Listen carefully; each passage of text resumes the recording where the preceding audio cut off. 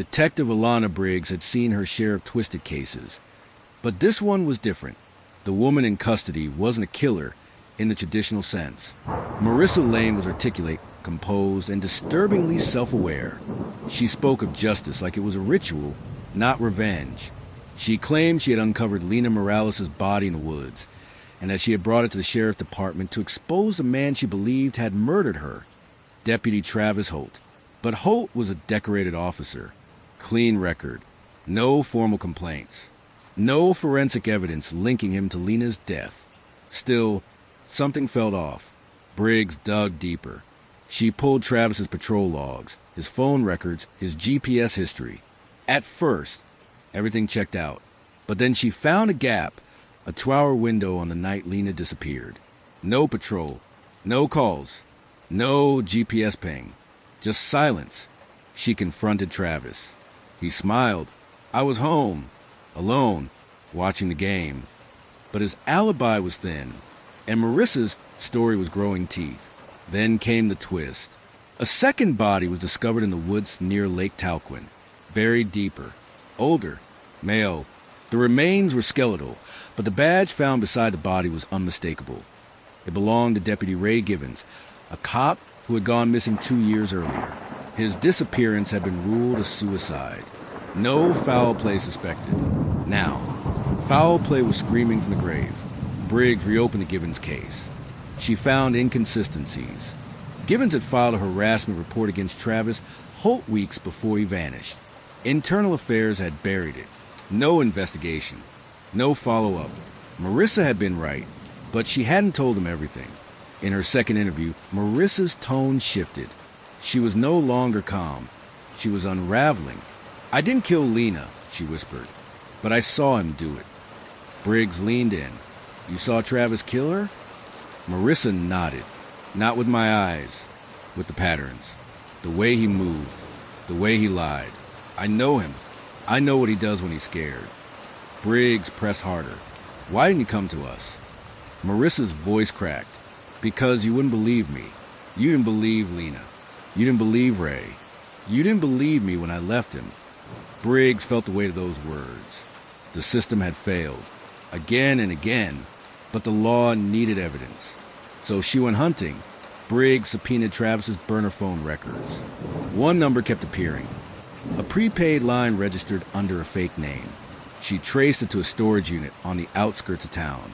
Inside, she found a nightmare.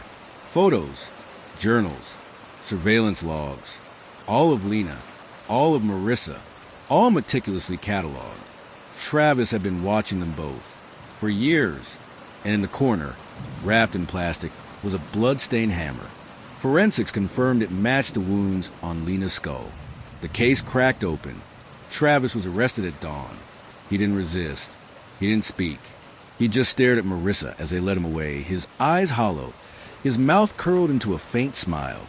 You think you won, he said, but you're just like me. Marissa didn't respond. She didn't need to. The trial was brutal. Marissa testified. So did Jasmine, Lena's best friend. So did Briggs.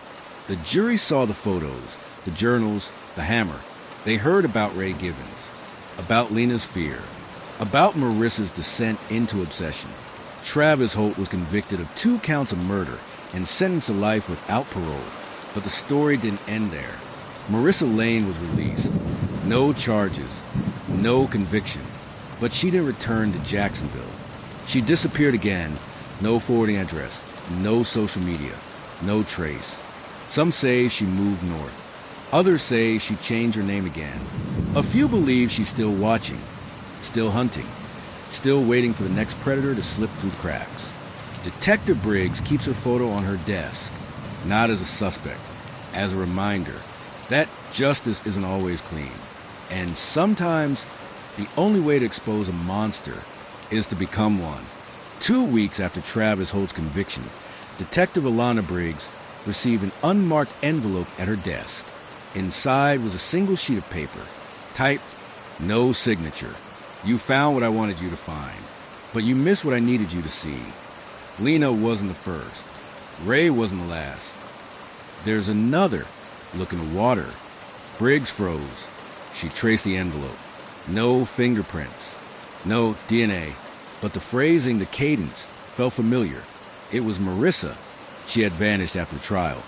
But this message suggested she was still watching, still digging, still chasing ghosts.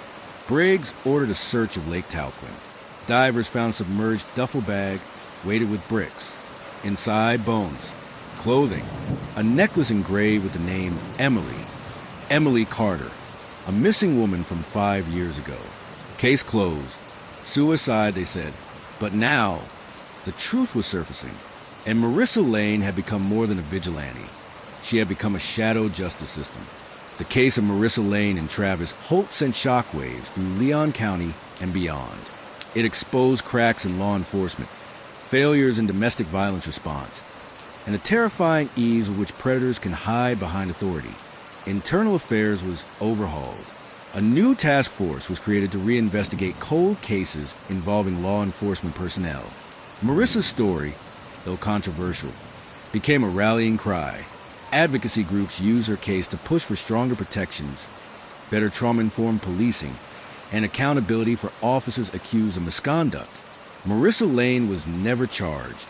She was never celebrated. She became a myth, a woman who crossed the line between justice and vengeance, sanity and obsession. Some called her a hero, others called her dangerous. But one thing was certain, she made the world look twice.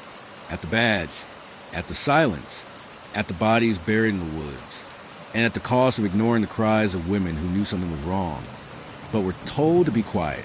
After the discovery of Emily Carter's remains in Lake Talquin, the case was reopened. But what stunned investigators wasn't just a body, it was what came next. Detective Alana Briggs received an anonymous tip directing her to a hidden online forum.